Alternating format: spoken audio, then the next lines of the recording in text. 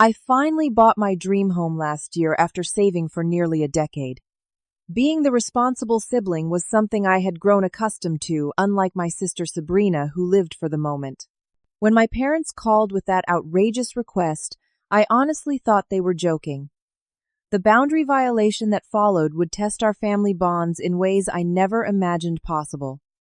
Before I tell you how my own family tried to take advantage of me, let me know in the comments where you are watching from and subscribe if you want more real-life stories about setting boundaries. Growing up, I always knew I was different from the rest of my family. At 32 years old, I have built a successful career as a software developer through years of hard work and careful financial planning. 6 months ago, my dedication finally paid off when I purchased my 2-bedroom house in a peaceful neighborhood with a small yard and plenty of natural light. The sense of accomplishment I felt when I received those keys was indescribable. This was my sanctuary earned through countless overtime hours and weekends, spent working instead of partying. Financial responsibility has been my hallmark since childhood. While other kids blew their allowance on candy and toys, I diligently saved for bigger purchases. My parents often praised my sensible nature but never really understood it, as they themselves struggled with money management. Despite their financial difficulties, I never asked them for help with the down payment or closing costs. This house represented my independence and self-sufficiency. My sister Sabrina is 35, 3 years my senior, and we could not be more different. Where I am cautious, she is spontaneous. Where I save, she spends. Throughout our lives, this fundamental difference created an unspoken tension between us. Sabrina married Mike shortly after college, and they quickly had 2 children, Lily, now 7, and Jake, 5. From the outside, they appeared to have a comfortable life in their suburban home, about 30 minutes from mine. Despite our differences, I treasured my role as uncle to Lily and Jake. Our monthly get-togethers were highlights in my otherwise work-focused existence. Watching them grow and develop their unique personalities brought genuine joy to my life. Lily, with her artistic talent, and Jake, with his endless curiosity about how things work, reminded me of the simple pleasures family can bring. 3 months ago, during our regular Sunday dinner at my parents' house, my mom casually mentioned that Sabrina and Mike were planning what she called a once-in-a-lifetime adventure. "Your sister is so brave planning this amazing world tour," my mother gushed while passing the mashed potatoes. 6 months across 4 continents. "Can you imagine?" I nodded politely while calculating the astronomical cost such a trip would require. Given what I knew about their middle management salaries, the math simply did not add up. Still, I felt a twinge of admiration mixed with envy. Perhaps they had been secretly saving for years. Maybe Mike had received an inheritance I had not heard about. I genuinely wanted to believe my sister and her husband had somehow achieved financial security while maintaining their carefree lifestyle. The following week, Sabrina called to ask if I could watch their chocolate Labrador Bruno during their extended vacation. This request seemed reasonable enough, though it did strike me as odd that they would leave their beloved pet behind for so long. Nevertheless, I agreed, thinking it would be nice to have the companionship. The first real warning sign appeared during a family dinner at an Italian restaurant downtown, organized specifically for Sabrina to share details about their upcoming adventure. As we finished our pasta, Sabrina casually dropped a bombshell that left me frozen with my fork midway to my mouth. "We sold the house," she announced with a broad smile. "We close next week and the new owners move in right after." "You sold your house?" I asked, certain I had misheard. "What about when you get back? Where will you live?" Sabrina waved her hand dismissively. "We will figure it out when we get back. Maybe rent for a while until we find somewhere new. Life is too short to worry about the future." I glanced at my parents, expecting to see concern mirroring my own. Instead, they were beaming with pride at Sabrina's carpe diem attitude. My father even raised his wine glass in a toast to their adventure. Inside, my stomach knotted with worry, but I forced myself to smile. Who was I to rain on their parade? Perhaps this spontaneity was exactly what made Sabrina happy, while my cautious nature simply could not comprehend such a leap of faith. The weeks leading up to their departure passed quickly. I busied myself with work projects, trying to ignore the growing sense of unease that intensified every time I spoke with my family. 2 weeks before Sabrina and Mike were scheduled to leave, the strange comments began. It first happened when my mother and I were shopping for a birthday gift for Jake. As we browsed the toy store, she casually remarked, "Your house has such a nice backyard. It would be perfect for children to play in." I nodded absently, assuming she was making small talk. "And that spare bedroom," she continued. "You have not done anything with it yet, have you?" "Not really," I answered. "I use it for storage, and as an occasional guest room. Family helping family is so important, do not you think?" she added, examining a remote-controlled car with unusual intensity. These odd, disconnected comments continued.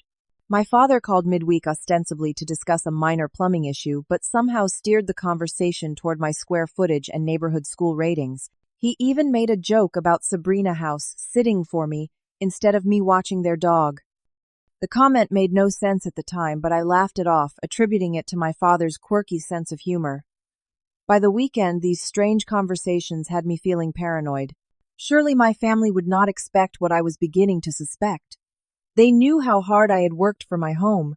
They understood my need for personal space and quiet. My suspicions had to be wrong. The bombshell dropped during Sunday lunch at my parents' colonial-style house.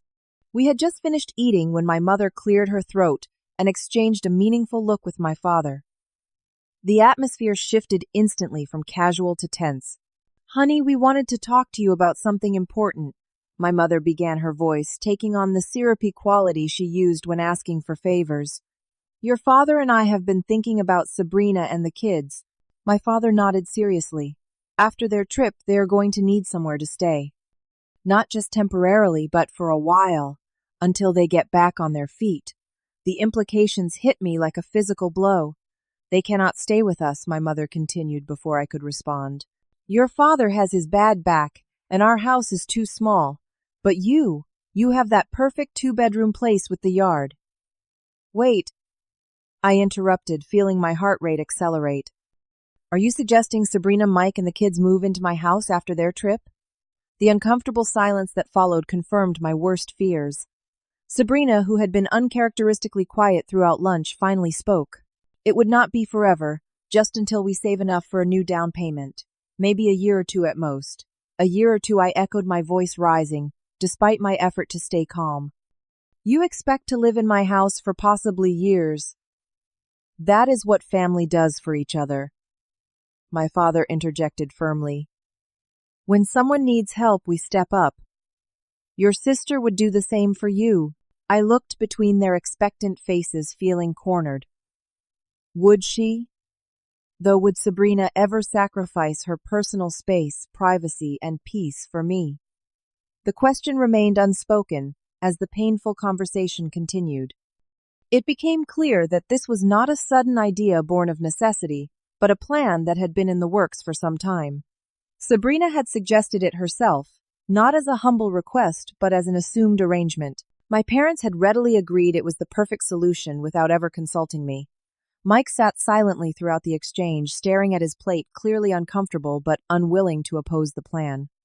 The betrayal cut deeper when my mother inadvertently revealed that they had already told the children they would be living with Uncle after their big trip. The casual way they had made decisions about my home and life without my input left me speechless. When I finally found my voice to firmly refuse, the atmosphere chilled instantly. "So you would rather have your sister and her children homeless than share your space for a while?" my mother asked incredulously. "They would not be homeless," I countered. "They could stay with you or rent an apartment. We already promised to help them financially if they could live rent-free with you," my father admitted. "It makes the most sense economically." The accusation of selfishness came next, delivered by Sabrina with tears in her eyes. "All that space just for you while your niece and nephew need stability. Is your precious privacy worth their well-being?" The lunch ended with tension thick enough to cut. As I drove home, a profound sense of isolation washed over me. The people I trusted most had conspired behind my back, making plans that fundamentally disrespected my boundaries, all while expecting gratitude for the opportunity to sacrifice my hard-won independence. The week before Sabrina and her family were set to depart, the pressure intensified exponentially. Each day brought new tactics designed to wear down my resistance. My phone buzzed constantly with messages and calls from my parents, each communication more emotionally charged than the last. Just think about the children, my mother pleaded during one particularly draining call. They are so excited about spending time with you. My father took a different approach, appealing to my financial sensibilities. You could charge them a small rent, he suggested. Not market rate, of course, but something to help cover utilities. The campaign extended beyond my immediate family. Aunts, uncles, and cousins I rarely spoke with suddenly reached out to talk sense into me. Each conversation followed the same pattern. Initial catching up, followed by heavy-handed suggestions about my moral obligation to help Sabrina. The most painful blow came when I noticed Sabrina posting on social media photos of Lily and Jake with captions like "last day at the park before our adventure," followed by comments about uncertainty when they return. Friends and acquaintances responded with concern, to which Sabrina cryptically replied that her brother had the power to help, but was choosing not to. The public manipulation infuriated me, but responding would only escalate the situation. One message from my cousin Jennifer particularly stung. What kind of uncle refuses to help innocent children? Is your man cave really more important than family? I stopped answering calls and limited my responses to brief texts stating my position had not changed. The space I needed to process this betrayal was denied as the barrage continued unrelenting. 5 days before their scheduled departure, I arrived home from work to find my parents' car in my driveway. Next to it was Sabrina's minivan. My stomach dropped at the sight. Without warning or invitation, my entire family had descended upon my home. I found them scattered throughout my house. Sabrina was in the kitchen opening cabinets and making notes. Mike wandered around my spare bedroom with a measuring tape. My parents sat comfortably in the living room as if they owned the place. Worst of all, Lily and Jake ran excitedly from room to room. "Look," Uncle Lily called when she saw me. "This is going to be my room. Daddy says I can paint it purple." Jake jumped up and down near my office setup. "And I get to sleep here. Can I use your computer for school?" The invasion of my space before I had even agreed sent a wave of panic through my body. My breathing became shallow as I noticed small changes already implemented. Family photos placed on my shelves, a children's height chart leaning against the wall, a stack of moving boxes in the corner. What is happening here? I finally managed to ask, my voice barely controlled. My mother approached with a placating smile. "We thought if you could see how nice it would be with everyone here, you might change your mind." My father pulled something from his pocket and held it up triumphantly. "We even made keys for Sabrina and Mike, just in case they need to move some things in while we are gone." The unauthorized duplication of my house keys represented such a profound violation that for a moment I could not speak. They had never taken my refusal seriously. My boundaries meant nothing to them. My home, the symbol of my independence and hard work, was being commandeered against my will. What followed was the most heated argument I have ever had with my family. Words spilled out that had been bottled up for years. Accusations flew from both sides. The children began crying, which Sabrina quickly leveraged as further evidence of my cruelty. "Now look what you have done," she shouted over the chaos. "You are scaring them." It was during this tumultuous exchange that Sabrina revealed they had already given notice on their rental apartment. The house they sold had been a rental property all along, not their primary residence as I had assumed. They had no intention of finding alternative accommodations after their trip. The plan had always been to move in with me. As my anger and panic reached their peak, a notification sound from my father's phone cut through the argument. He checked it quickly, then tucked it away, but not before I glimpsed the banking app alert on his screen. The notification showed a substantial transfer to Sabrina account with a memo line reading, "For your journey, enjoy." The pieces suddenly clicked into place. My parents had financially enabled this irresponsible decision, giving Sabrina money for her vacation, while expecting me to provide the housing solution upon their return. The ultimate betrayal was not just the invasion of my space, but the coordinated family effort to support Sabrina's impulsive lifestyle at my expense. "You would really let your niece and nephew be homeless?" Sabrina asked tearfully, using the children as emotional leverage one final time. With clarity born of complete disillusionment, I responded, They would not be homeless if you had acted like responsible parents. I need everyone to leave my house right now. They departed with disappointed looks and guilt-inducing comments, but I stood firm. As I closed the door behind them, the silence of my empty house felt both painful and necessary. Everyone I had trusted had betrayed me, yet somehow I was cast as the villain for protecting the life I had built. The days following the confrontation were some of the most difficult of my life. I fluctuated between doubt, anger, and profound sadness. Had I been too harsh? Was I truly selfish for wanting to maintain my independence? The questions plagued me until I decided to seek professional help. My first therapy session revealed patterns of family dynamics I had never recognized before. As the responsible child, I had been typecast as the family fixer expected to sacrifice my needs for others. This insight gave me the strength to take concrete actions to protect myself. My first step was changing the locks. The thought of unauthorized keys to my home existing in the world left me feeling vulnerable and violated. The locksmith arrived the next morning, and watching him replace the mechanisms brought an immediate sense of security. Following that, I installed security cameras at my front and back doors, connected to an app on my phone. A consultation with a lawyer friend educated me about my rights and responsibilities. There was no legal obligation to house my sister family, regardless of familial expectations. Understanding that I was on solid legal footing bolstered my confidence in standing my ground. The most valuable support came from weekly therapy sessions where I explored the nature of emotional manipulation and unhealthy family systems.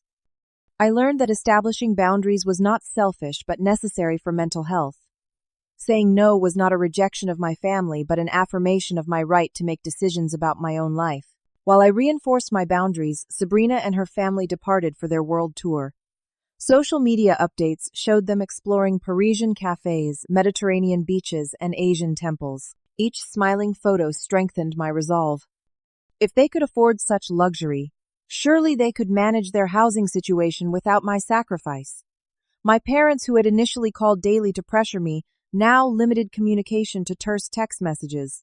They had taken in Bruno, the dog they had originally wanted me to care for, apparently realizing I might actually enforce my boundaries there as well. The distance hurt, but the peace it brought to my daily life was undeniable. 3 months into what was supposed to be a 6-month journey, Sabrina announced online they were cutting the trip short and returning home.